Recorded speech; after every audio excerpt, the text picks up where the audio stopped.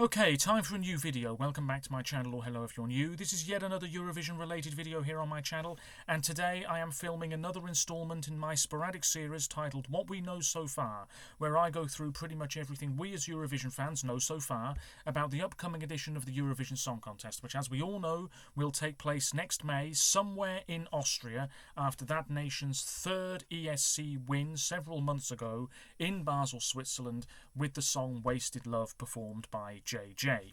As always, you're welcome to let me know your thoughts on anything I discuss in today's video by leaving a comment down below, and as always there are links in the description to my other social media pages. Check them out if you so wish. I have some information in front of me to make sure I don't forget anything too important. Chances are I've already discussed a lot of this information in a previous video on my channel. Not much really happens over the summer months. It's only into September, and then as we move through the autumn into the winter when we start getting a lot more details about the upcoming edition of a Eurovision Song Contest. But nevertheless, I'm going to go through it again for you now.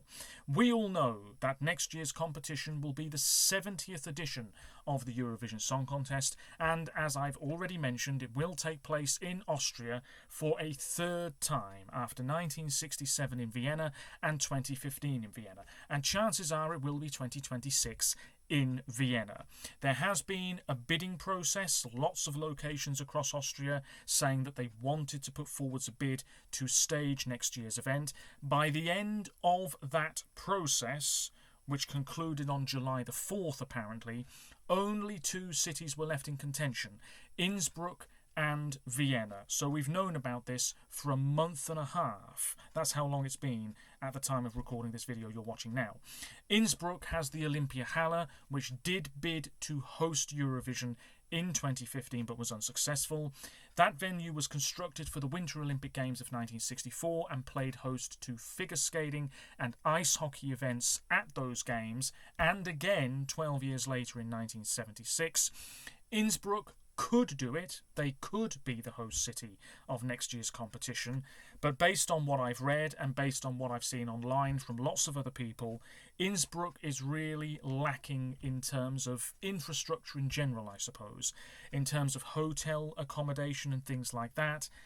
Vienna is arguably well out in front, and of course I've said this before, it's all well and good having a suitable arena. That's great. The arena has to meet certain criteria, such as having an appropriate ceiling height and making sure that there's space for all of the cameras and the stage itself and the lighting equipment and the commentary boxes, which do take up a bit of room as well at the back of the arena. All of that has to be taken into consideration. But it's not just that. The city itself has to be ready to host Eurovision too. That means having enough room for the press, so having a sort of conference centre or something nearby is pretty useful, and also having, of course, the hotel accommodation. A decent airport would be nice, trains, decent taxis, all of that sort of stuff has to be taken into consideration. Even the finest, seemingly inconsequential details have to be looked at in detail. This is why Vienna is probably going to come out on top, because they've hosted twice before. It's a big city, pretty much in the heart of Europe. They know what they're doing. Really, they could just take their bid book for 2015, spruce it up a bit, and present it again to ORF and perhaps the EBU as well, and say, here you go, let's do the same again. The Wiener Stadthalle was the venue in 2015. That's the one that's been put forwards again for 2026. I believe Vienna are planning to build a new indoor arena for musical events and other major events too in the near future, but obviously that's not at all ready yet. I don't even think they've started building it yet. I'm getting sidetracked. The Wiener Stadthalle is the place. It has a pretty large capacity. Loads of famous musicians have performed there. It's the go-to venue for a big musical event pretty much in Austria, unless you are really famous, in which case you can use the football stadium, which is even larger. Anyway, Vienna is almost certainly going to come out on top. But we could be surprised. The host city announcement is expected to be on August the 20th, which, as I talk to you now, is 2 days away. So we're not going to have to wait long to find out where next year's competition is going to be. And I know the hardcore fans will have already booked hotel accommodation in both of those cities for the proposed dates of next year's event. Jumping the gun a little bit, I would never do something like that myself, but I know it happens every year. It happened with Liverpool, certainly, and Glasgow in 2023.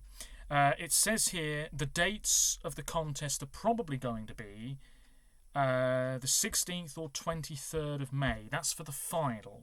So the semi-finals would be on May the 12th or 19th, and the second semi-final would be on the 14th or 21st of May next year. That doesn't really matter at this moment in time, but I assume once the announcement is officially made, those dates will pop up somewhere. Chances are there will be an official announcement video on the Eurovision Song Contest YouTube channel.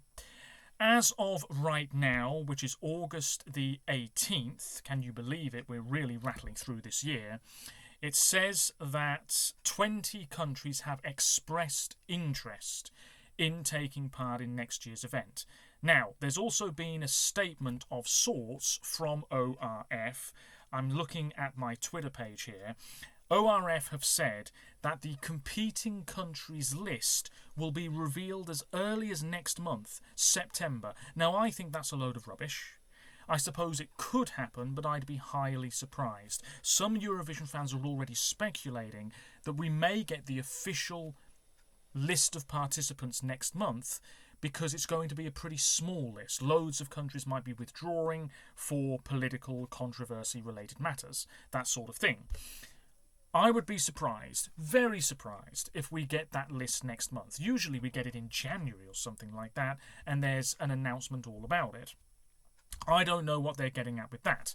The tickets are likely to go on sale in December, fair enough, and then the host city handover and the allocation draw, as usual, will take place in January. It is quite pleasing to see that ORF, the Austrian broadcaster, are pretty much on the ball with this, though, because sometimes, with all due respect to other broadcasters, they're a little bit slow. But anyway, ORF, they seem to know what they're doing.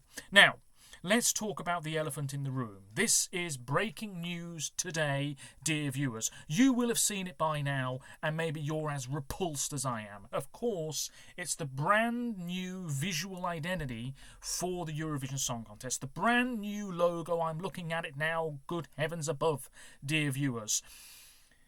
I'm sure I'll get used to it. I'm sure we all will. But I'm looking at it now, and I'm thinking, okay, somebody, somewhere, has designed this and probably put in a lot of time and effort to get this looking the way it is. However, I share the sentiments of many an individual I've seen online over the past couple of hours or so. People on Twitter, that sort of thing. It looks cheap, it looks tacky, it looks AI generated, it looks kiddified. This would be a perfectly suitable visual identity for the Junior Eurovision Song Contest, and I imagine they will change the JESC logo and what have you at some point soon to match the adult competition's new look. It says 70, pink and blue, the heart is still there, which apparently is made up of 70 layers. United by Music is still there. I actually don't mind the look of that particular slogan and the font that they've used. But then the Eurovision Song Contest itself, somebody online compared it to looking like an ice cream brand. I'm inclined to agree. Eurovision does not begin with a capital letter, and yet the E in contest is capitalised. This is a little bit bizarre, and has made people question if this is AI generated or not. It wouldn't surprise me. It does look really, really simplistic. Now, admittedly, the old Eurovision logo, which we had up until about midday today, was really simple, but it was classic, it was timeless, we were all so used to it. The Austrian flag in the heart, which doesn't appear to be there at the moment, that was really nice. Always nice to see that every year, with the winning country's flag in the middle. Now that appears to have disappeared. What a great shame. And I'm very interested to know your thoughts on this. I'm just going to take a look here because Martin Green, who is the director of the Eurovision Song Contest, he has been on the Eurotrip podcast today, and this was pre-recorded, I think. I haven't heard it yet, so I haven't heard everything that he said. But apparently he has said, and I quote, Eurovision is a young event. No, it isn't.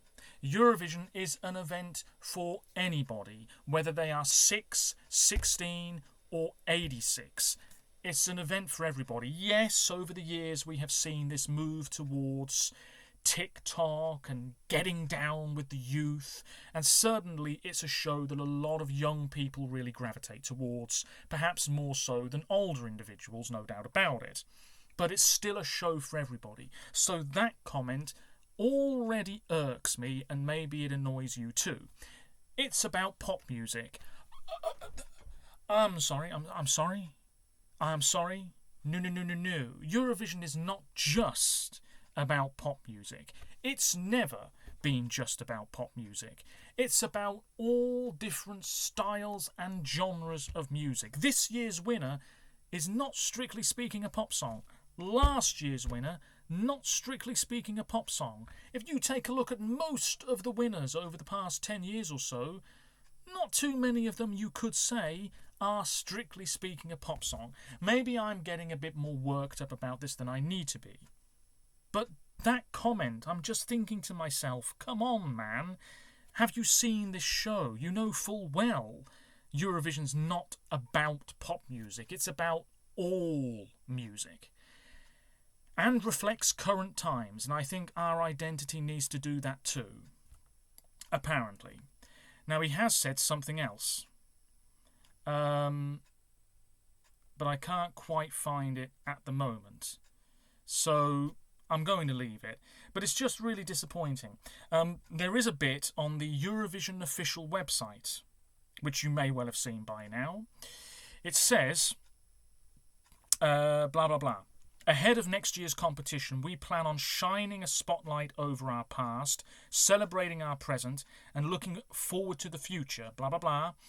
A colourful new look.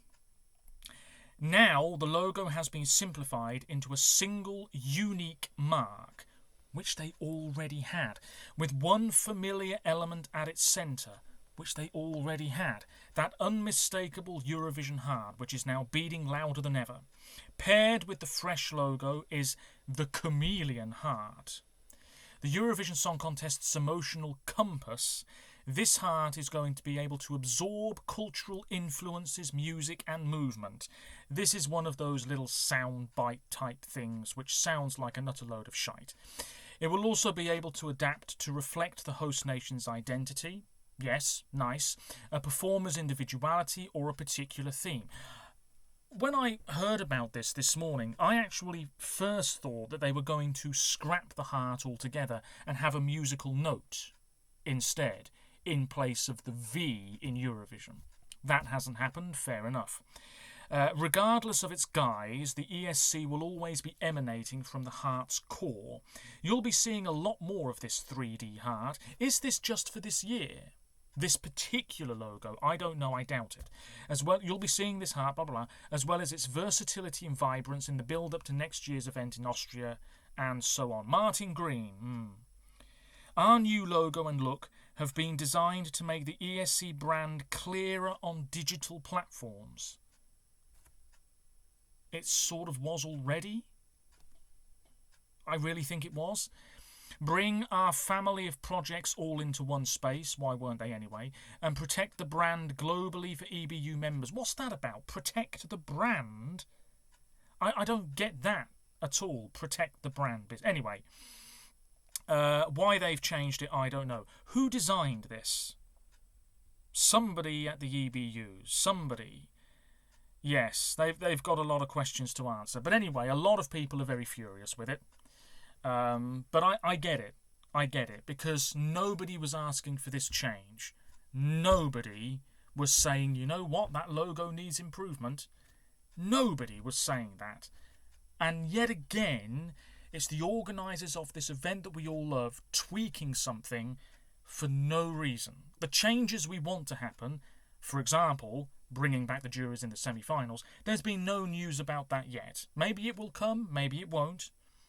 But instead we've got a change that nobody actually gives a flying fudge about. It was completely unnecessary in my opinion. It's been brought along / introduced for no real reason. And yes, I am aware that I sound like a big old whinger right now, but I'm just echoing the thoughts of many a Eurovision fan since this logo was revealed. Ah, dear me. It wouldn't be so bad if the Austrian flag was in the heart, but it isn't at the moment. Anyway, we move on. These are the countries apparently wanting to take part next year. Albania, FIC will be back. It'll take place in December. I think the submission period is open now or is opening soon. So if you're a woman with a straightforward ballad in Albania, FIC is coming. And I've always said it, Albania are much better when they don't have a ballad. And I don't care whether it's a female performer or not, to be honest with you, but one of Albania's best entries was Mal in 2018, a big old sort of rock-style number, something like that again, I'd be very happy. Anyway, Austria, of course, will be back as host nation. They're having a national final. Don't really know why, but that's apparently going to take place in February. Azerbaijan are going to come back and may well use the winner of their version of The Voice. Cyprus will be back. Denmark, DMGP, February the 14th next year. Finland, UMK, February the 28th next year. Germany, a new regional broadcaster, by which I mean not actually a new regional broadcaster, but the reins are being passed to somebody else in Germany to organise their participation and all of that mumbo-jumbo for them next year at Eurovision. SWR, Südwestrundfunk, are going to be sorting everything out for Germany next year. Greece, national final. Israel, yes, chances are they'll be back, much to the disappointment of many, and they are going to use their tried and tested format by the looks of it. Latvia, Supernova, February the 14th. That's going to be a bit of a Super Saturday, I think. Lithuania, their national final format is changing slightly. No super final for Eurovisia.lt. That is the name of it, isn't it? I think so. I'm getting sidetracked. But I think there's still going to be way too many songs. That's going to be February the 27th. Luxembourg, national final January 24th. Malta, national final, I believe, don't know when. Netherlands, internal announcement some point in the future. Norway, MGP, probably late January. Serbia, national final, I think, sometime in the spring. Spain, Benidorm Fest, a few changes there. That's on February the 14th. Sweden, Melfest. I think the submission period is opening soon, and there'll be a committee who review the 3,000 odd songs that will be submitted to them, and at some point we should be getting the announcement of the cities Melfest will be travelling to next year, and the final will almost certainly be on the same day as the final of FDC. Portugal are not confirmed as participants yet, but chances are they will be involved, and it will all get going probably in the first week of February. Switzerland, internal most likely, they'll be back, and the UK will be back as well. And I just want to direct you, if you haven't already seen it, to a recent video by Eurovision Faith, who you may be subscribed to here on YouTube, or you might well have seen her tweets online. She's fairly active, she's great, and she filmed a video 10 days ago, Can the UK Break Their Eurovision Curse? Just under 4,000 views for that. Check it out, because she makes some pretty good points and good content in general. Where was I? Albania, yes. Austria, blah, blah, blah. Azerbaijan, blah, blah, blah. What else does it say here? Anything of interest that's worth going through?